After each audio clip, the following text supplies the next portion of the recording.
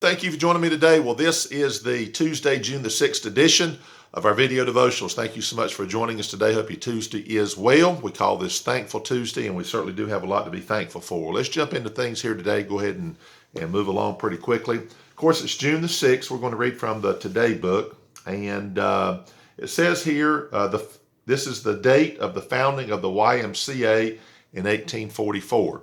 I don't think they have as much influence like they used to have. Growing up, you heard about the YMCA. Although I will say, I know we have a local YMCA here, and I think a couple, and I'm sure they're doing well. But it just seems like the YMCA was maybe more well known. But it is an old institution, and the date of the founding, 1844. Today, the date of the D-Day invasion, 1944. We have a man that is a member here at the church, and he is going to be 102 years old next month. And I'll use his first name, Mr. Stancy. And he was part of the D-Day invasion. He was one of those who came and stormed the beaches of Normandy. He carried a mortar, and he had, I think, an officer that was telling him where he needed to fire that mortar at the enemy. But he made it through all of that. He's going to be 102. So as you remember, folks that were there at D-Day, now realize he's 102. And whatever the youngest person could have been on that day is way up there in age. So we are rapidly getting to the point where we will have no more World War II veterans. But Mr. Stancy, and of course, when you talk to him, he's just a normal person like all of us are. He doesn't look at himself as a hero, and yet that was a huge date in World War II. There's a huge turning event. There's a lot goes into that that went into that invasion, and if you've ever read about it or seen anything about it. But anyway, so remember today, as we think about a nation in which people, as we just have observed Memorial Day, think about the many who died on the beaches of Normandy, and just that invasion. And of course, I try to ask them questions, try not to be dumb about it, but you could tell that's something that's stamped in your image and in your mind all your days. But remember people like him, and thank God that we won the victory as a nation. All right, so we're going to stop right there. We're starting the book of Nehemiah today.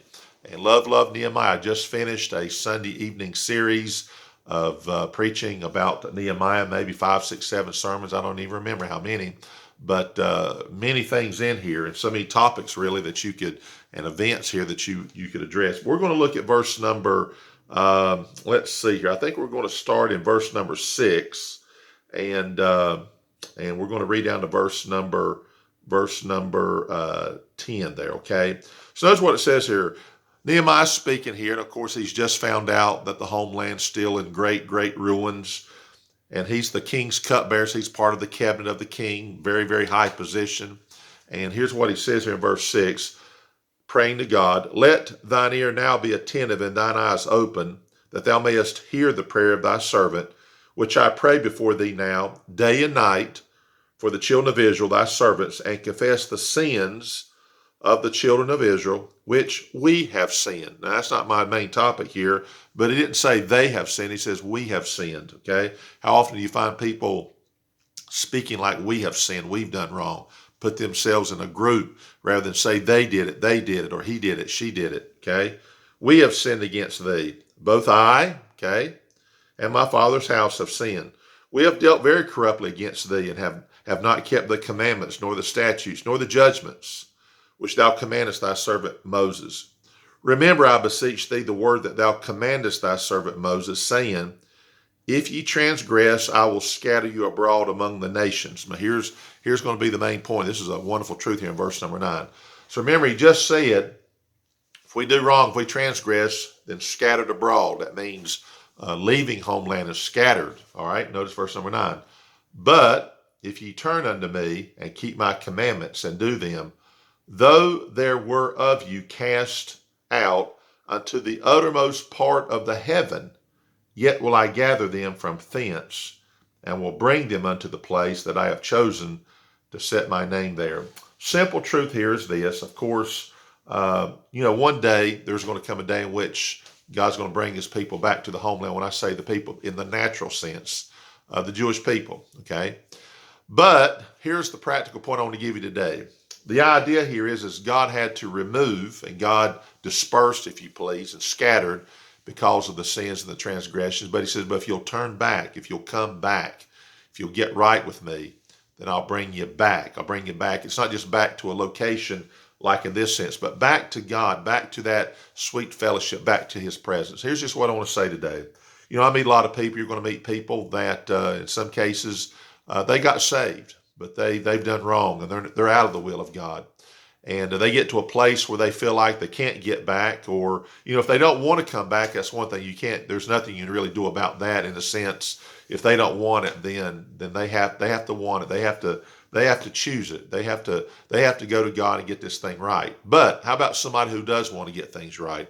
How about someone who's listening? You say, you know what? I know what it's like to be out of the will of God. I was saved. I grew up in a good Christian home where I got saved. I know what it's like to be in the will of God and the joy of the Lord and serving the Lord.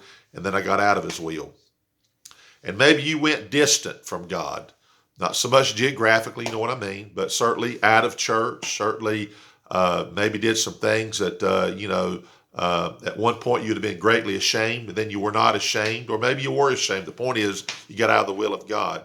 But you say it through a sermon, through somebody's influence, something, recalling to the mind, you said, I'm coming back. Like the prodigal son, I'm going back home. I'm going back home in the sense of getting right with God. I love the fact that it says here, if you turn unto me and keep my commandments and do them, though there were of you cast out to the uttermost part of the heaven. It didn't say the earth.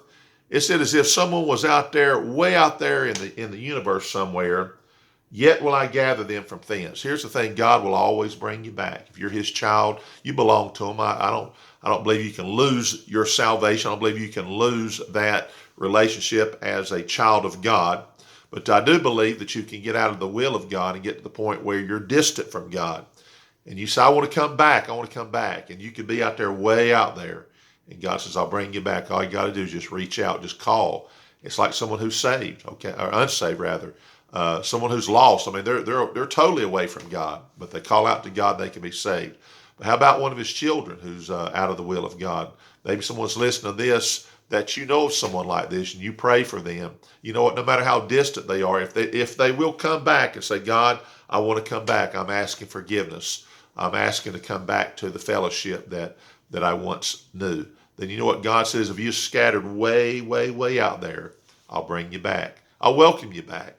So I want you to think about that as you pray about people that you know. If you're ever in that situation, if someone happens to listen to this and God allows this to come across somebody's ears who's in a situation, which you say, I know what it's like to be a child of God. Or even if you're unsaved, you say, I don't believe God would ever take me. I don't believe God would ever accept me. Well, I can remind you right now, God will save to the uttermost. That's kind of what's being said there. If you were way out there on the planet Saturn, let's say, way out there, distant from God, way, way, way, way, and you call out to God, God says, I'll hear that. I'll hear that calling unto me, and I'll answer that. And whether you're unsaved, I'll save you. If you're out of the will of God, I'll bring you back into the fold. I'll make us close again. Of course, you've got to want that, and of course, you've got to reach out. But God says, I'll be there for you. Okay, so we're going to stop right there. Tomorrow's Winning Wednesday, and hopefully everybody will have a great day today. So you be safe, be healthy, and the Lord willing, we'll see you tomorrow. Have a great day.